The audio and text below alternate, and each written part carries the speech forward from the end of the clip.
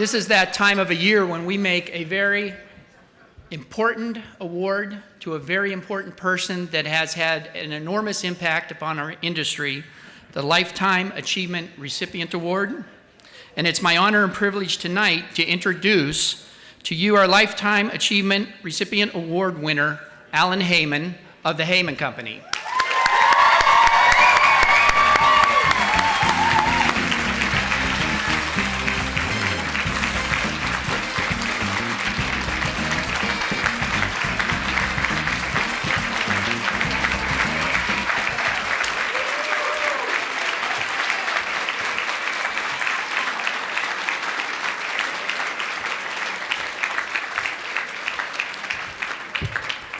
I can honestly say that I really don't know Alan personally, and I've never had the opportunity to work with him. And beyond the research that I did for tonight's introduction, and a lunch that I had with him and his brother Stephen 15 years ago during a job interview for which I didn't get hired. That's right. But as I researched, I felt disappointed to not have had that opportunity to work with such a successful innovator and leader in our property management industry. And I further understood just how deserved and earned this recognition of a lifetime achievement was. The Hayman story begins over 100 years ago when Alan's grandfather immigrated to the US and settled in the Detroit area. Fast forward another 50 years, and Alan's property management story truly begins, where he and his brother created the Hayman Company, which was formed over 15 years ago. It started with his first office, which had 2 desks, a wired light bulb, and was in the basement of his parents' home.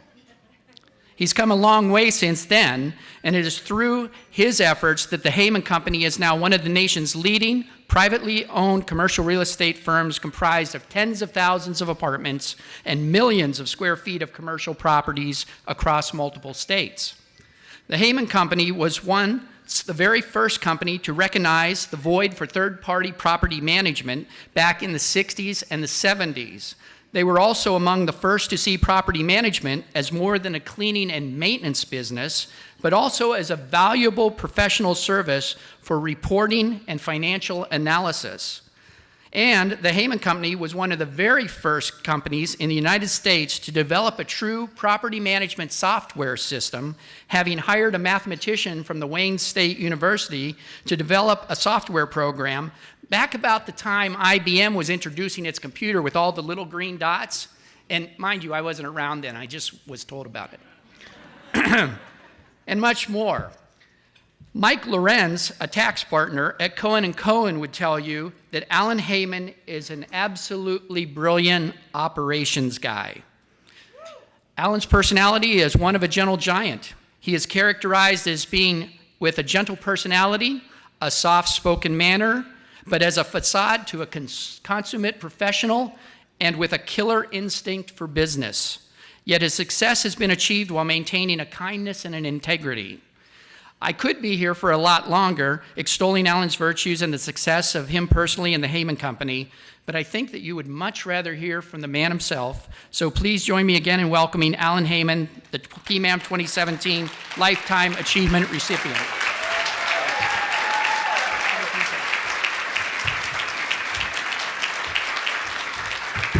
Thank you very much. I'm happy to be here, and I want to thank the Board of Directors of the Property Management Association of Michigan for honoring me with this Lifetime Achievement Award. It is greatly appreciated.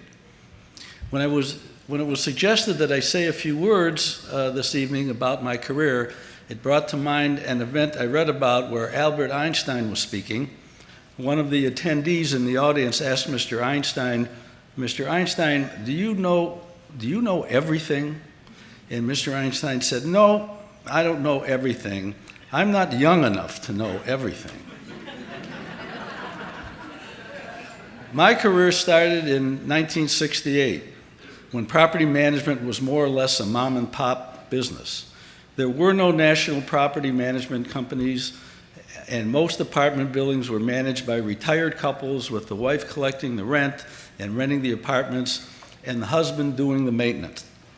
Things started to change quickly after we opened our shop. On January 1st of '70, we were awarded the management of a high-rise medical office building in downtown Detroit known as the David Whitney Building. As in a lot of things, one would rather be lucky than smart. This opportunity came when my father was talking to the president of a mortgage REIT, both of them being on vacation at the same hotel in Florida. He was looking for someone to manage the David Whitney Building, and my father was looking to get some business for his sons. Shortly thereafter, HUD was foreclosing on the Jeffersonian, a high-rise apartment building on Jefferson just outside of downtown Detroit. And we gave it a shot, and we were selected to manage the property. Later on, we started buying some apartments for our own account in Michigan, Chicago, and Florida, and all of a sudden we had the resume we needed to go to the marketplace and promote our company as a national real estate management company. We recognized early on that there was a need for and a shortage of companies throughout the United States that did both institutional property management and privately owned portfolios of apartments.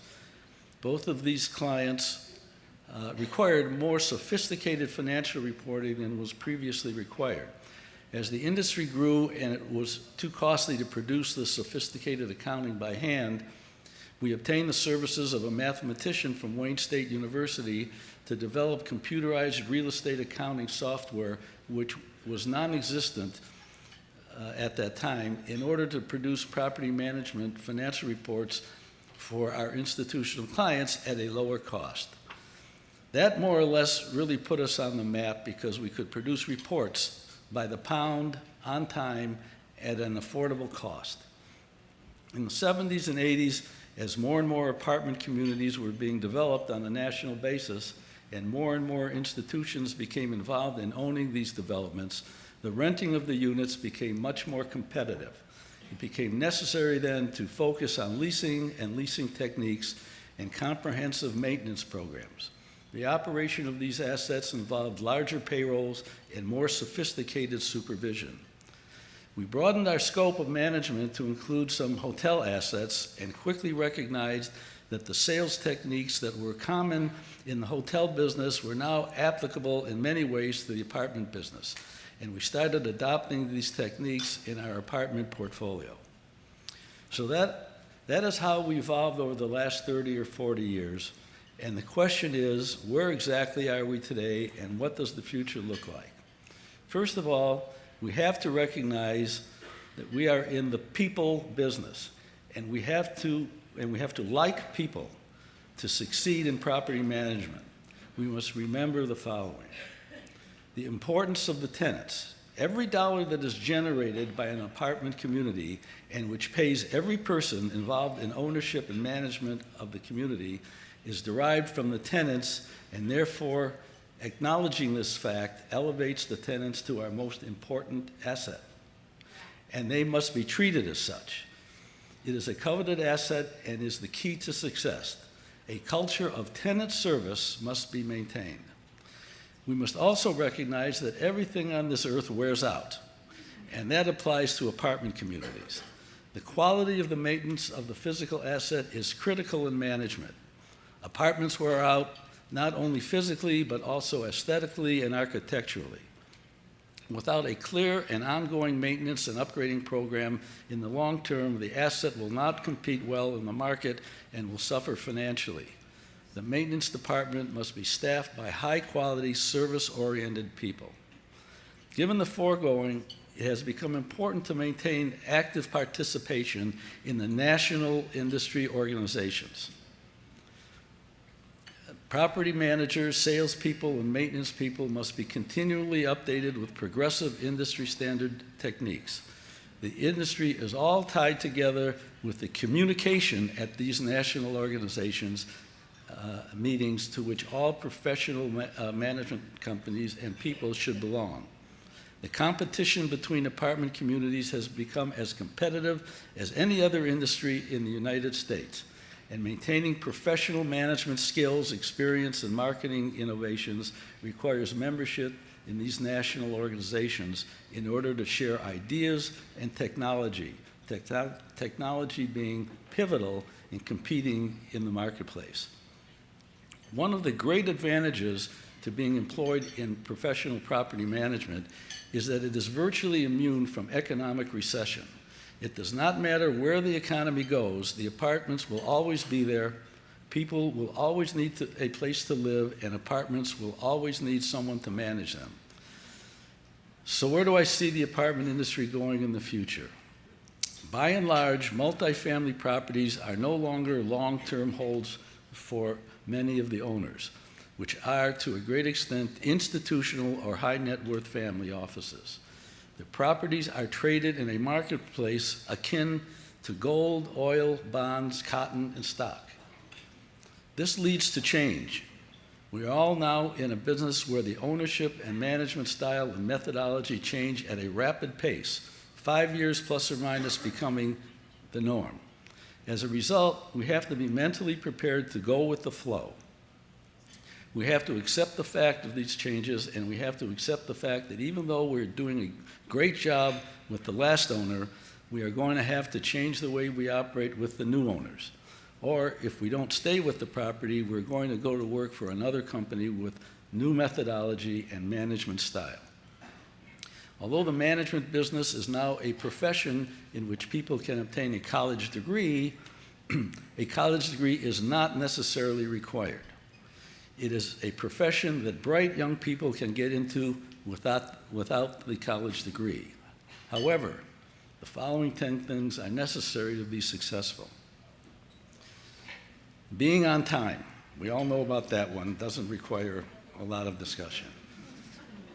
Good work ethic. You got to be a solid citizen, honest, and a hard worker. Effort, body language. You have to have energy. You have to have a great attitude, a passion for the work. Importantly, you must be coachable, required because of our ever-changing industry. You have to do a little bit extra.